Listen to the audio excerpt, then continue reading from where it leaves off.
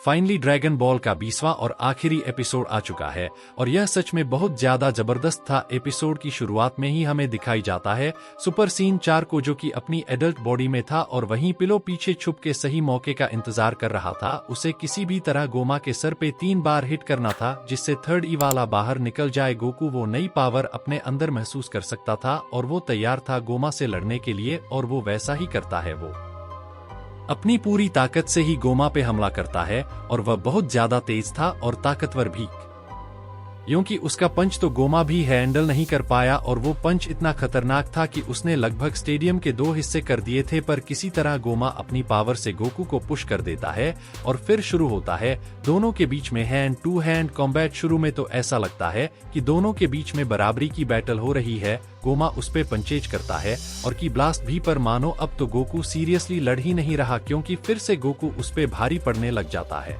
मानो उससे पहले वो अपनी पूरी पावर यूज कर ही नहीं रहा था। पर गोमा भी हार मानने वालों में से नहीं था, वो भी बिना रुके गोकू के सारे पंचेज का जवाब देता है। पर फर्क बस इतना था कि गोकू गोमा के पंचेज का जवाब दुगनी तेजी और पावर के साथ दे रहा था, मानो वह किसी 5 साल के बच्चे के साथ बस खेल रहा है।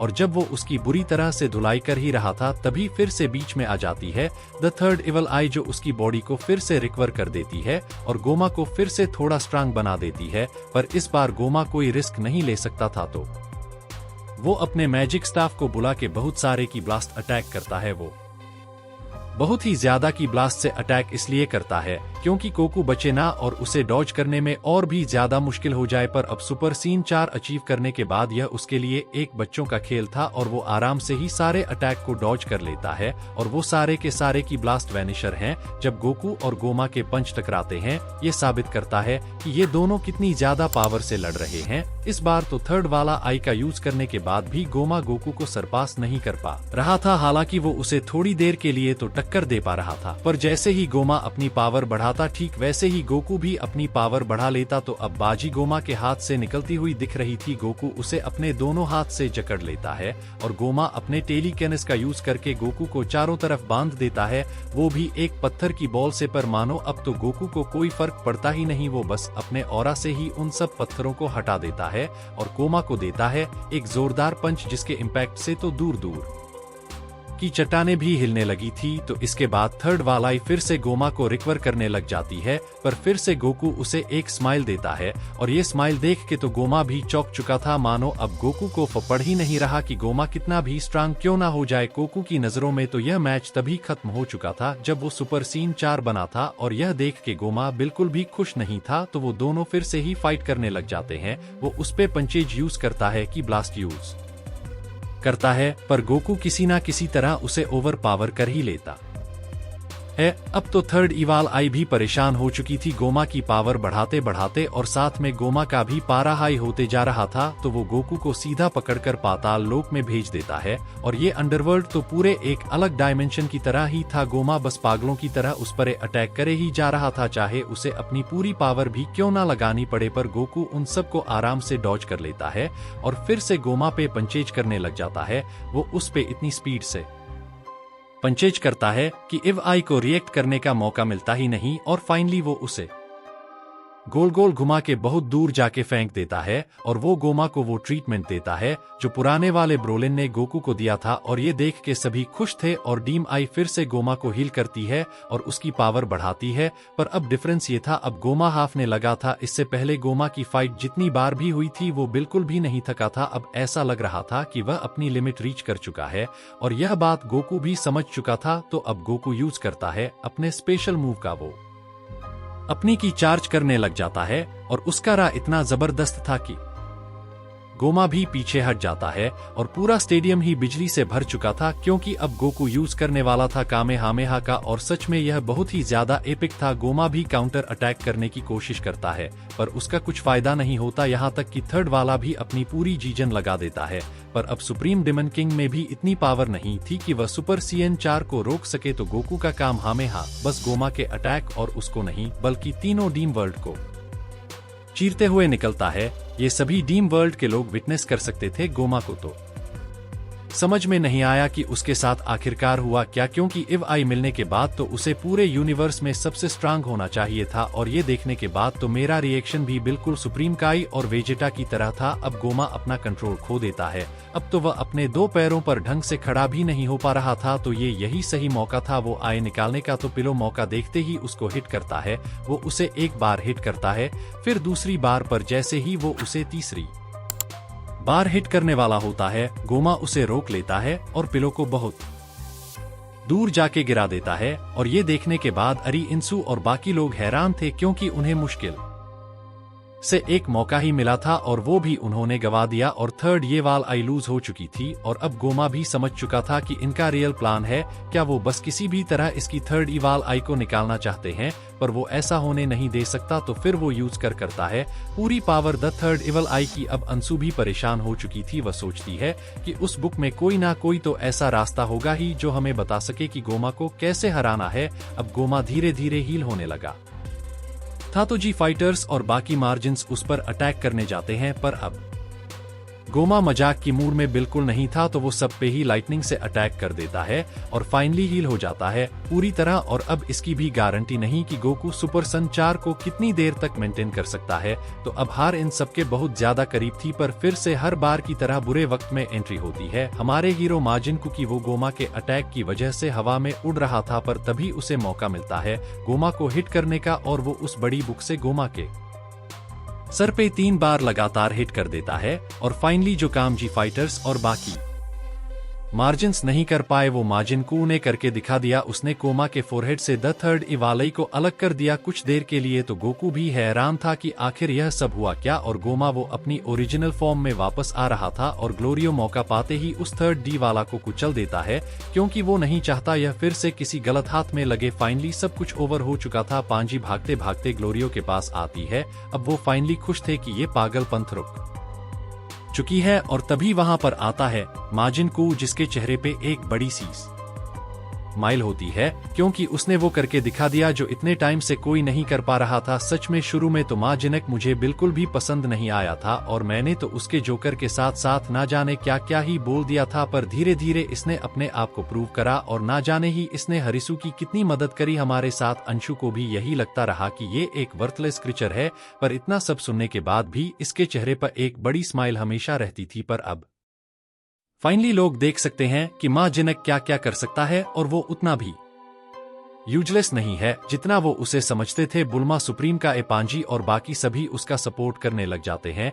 माजिन कू बहुत ज्यादा खुश था, पर अभी भी उसे बस एक पर्सन की तारीफ सुननी थी, और फाइनली अरिस को भी उस पर बहुत ज्यादा प्राउड होता है। अब सबको ही अपनी हैप्पी एंडिंग मिल चुकी थी, क्योंकि कोमा का राज फाइनली खत्म हो चुका था। तभी वहां अरसू के साथ साथ आती है मारबा, और वो उसे ट्रैप करने वाले थे उस छोटी सी बोतल के अंदर। मारबा उसे बोलती है कि 100 साल काफी होंगे अपनी गलतियों के बारे में सोचने के लिए। तभी पिलो बीच में आके बोलता है कि देखा जाए तो उसने डेंडे को नहीं मारा। तभी वो अचानक से खड़े होकर बोलता है, मैं कभी उतना बुरा था ही नहीं, दरअसल मैं तो अंदर से एक बहुत अच्छा इंसान हूँ, तो तुम्हें मेरी सजा कम करनी चाहिए। तब पिलो बोलता है, ठीक है 100 ईयर्स की जगह 99 ईयर्स कैसे रहेंगे। और यह सुन के तो गोमा का मुंह ही उतर जाता है।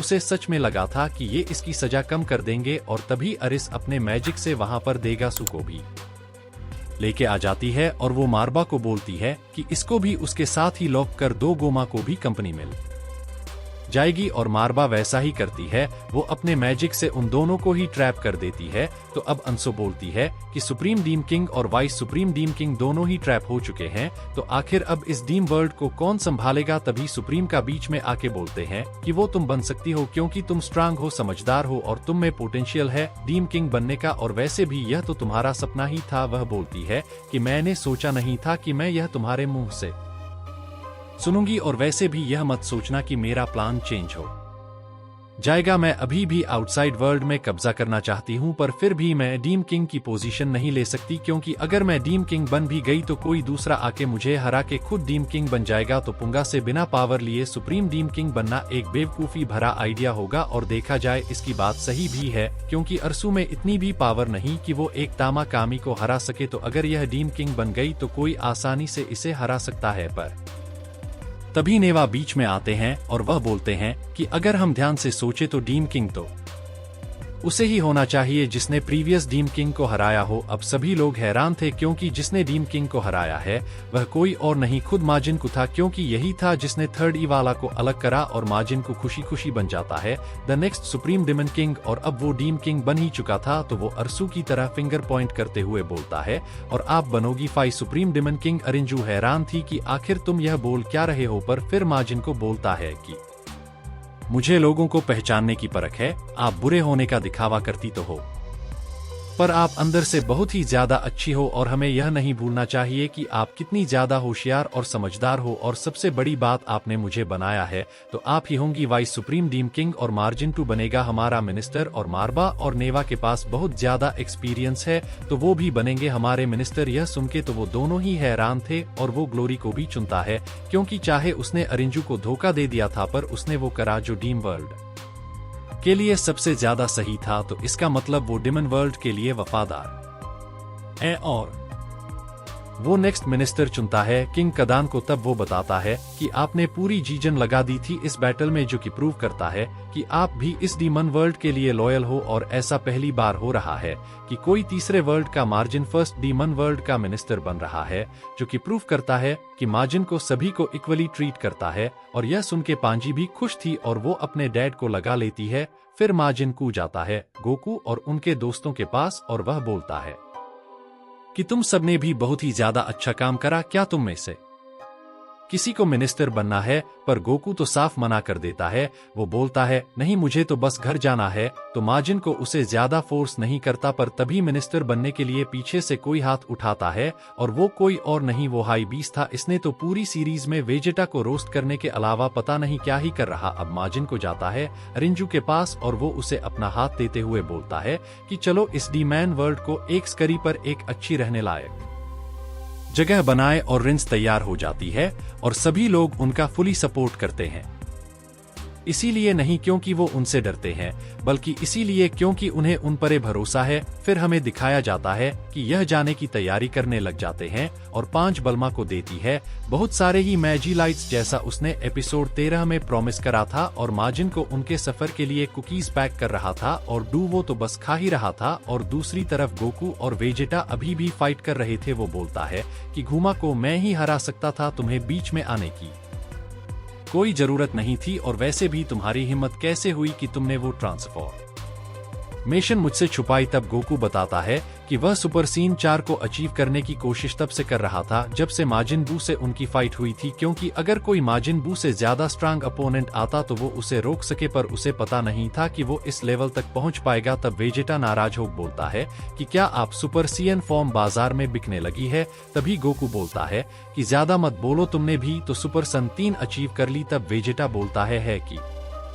अपना मुंह बंद रखो, वो कोई सुपर सीएन फॉर्म नहीं है, वो है अल्ट्रा वेजेटा। व गोकू बोलता है अल्ट्रा वेटा 1, ये क्या ही बकवास कर रहे हो? और यह बोल के वो वहां से उड़ के चली जाता है। और दूसरे तरफ नेवा ऑफर करते हैं डेंडे को वहीं पर रुकने के लिए, पर वह साफ मना कर देता है। पर डेंडे बोलता है कि आप चिंता मत कीजिए, नमकिंस ने अपना प्लेनेट खो दिया है तो मैं उन्हें डीमन वर्ल्ड के बारे में जरूर बताऊंगा और वह खुशी खुशी यहाँ पर आ जाएंगे। फिर नेवा बोलता है कि मुझे इंतजार रहेगा, बेचारा हज सालों से नेमकिंस का वेट कर रहा है। अब किंग कदान गोकू को थैंक्स बोलते हैं। अब तीनों डेमन वर्ल्ड में पहले की तरह कोई डिफरेंस नहीं था, कोई भी कहीं आ जा सकता है और किसी में भी कोई भेदभाव नहीं होगा, क्योंकि अब डीम वर्ल्ड एक सही हाथों में है। और यह सब हुआ है तुम्हारी वजह से। और वो सब वहां से चले जाते हैं कि अगर यहाँ पर हालात बिगड़ गए तो हम तुम्हें फिर से बुलाएंगे। और गोकू बोलता है बिल्कुल, हम तुम्हारी मदद करने जरूर आएंगे। और अर्थ पे भी सब कुछ फिक्स हो चुका था, सभी अपनी रियल एज में वापस आ चुके थे। अब इतनी मेहनत करने के बाद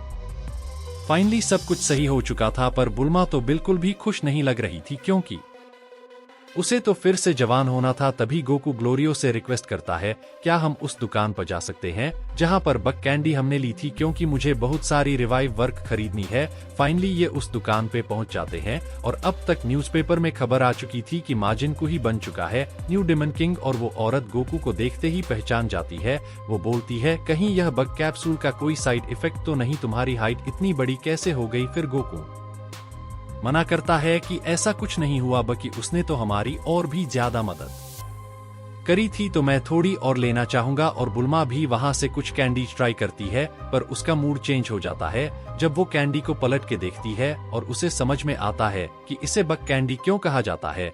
वो उसे फेंक के बोलती है कि ये तो बिल्कुल ही डिस्गस्टिंग है, आखिर कोई इंसान इसे कैसे खा सकता है, इस चीज को तो मुझसे दूर ही रखो। पर तभी वो औरत बताती है कि ये कैंडीज बड़ी काम की है, ये एक्नेस को मिटा सकती है, पिंपल्स को, और यहाँ तक कि ये स्किन को जवान भी कर सकती है। और यह सुन के ही बुल्मा के कान खड़े हो जाते हैं। वो बोलती है कि तुम्हारा मतलब क्या है कि स्किन को जवान कर सकती है। फिर वो औरत बताती है कि जो भी इस कैंडी को खाता है उसकी स्किन 10 साल यंगर हो जाती है। और यह सुन के तो बुल्मा की खुशी का ठिकाना ही नहीं था, तो वो बोलती है कि ये सारी ही पैक कर दो। और अभी यही थी जो थोड़ी देर पहले इसके खिलाफ थी। और वहीं पर शॉप पे घूमते घूमते पांजी को एक चीज मिलती है जिसे देख के उसकी आंखें फटी की फटी रह जाती हैं, क्योंकि वो कुछ और नहीं थी द थर्ड इवल आई। ये देख के तो गोकू भी हैरान था कि आखिर ये इधर कर क्या रही है। और वो भी एक नहीं दो वो औरत से भी पूछते हैं कि आखिर ये तुम्हारे पास आई कैसे। तब वो बताती है, अच्छा तो तुम इसकी बात कर रहे हो, ये द थर्ड वल आई है। अगर तुम इसे अपने फोरहेड पे लगाओगे तो तुम्हें एक ऐसी ताकत मिलेगी जिसकी तुमने उम्मीद भी ना करी हो। पर हालांकि लोग मेरी बात पे यकीन करते नहीं है। हाँ, पर मैंने बहुत साल पहले एक आंख किसी को बेची थी, वो भी थोड़े सस्ते दामों पे। तो अगर तुम्हें भी चाहिए तो बता दो, मैं तुम्हें डिस्काउंट पे दे सकती हूँ। और सब के सभी हैरान थे, क्योंकि जैसा आई ने इनके नाक पे दम करके रखा था वो बस एक स्टोर पे मिलती है। और आखिरकार ये स्टोर में आई कैसे, क्या इसके पीछे भी कोई राज है, क्योंकि इसके बाद ड्रैगन बॉल दाइमा खत्म हो जाता है। और फाइनली यह था टोरिया में सिंसे का आखिरी वर्क, और अब ड्रैगन बॉल दमा खत्म हो चुका है। तो आपको कैसा लगा या पूरा एपिसोड कमेंट में बताना। वीडियो पसंद आया तो लाइक करना, कमेंट करना, सब्सक्राइब करना ना भूले।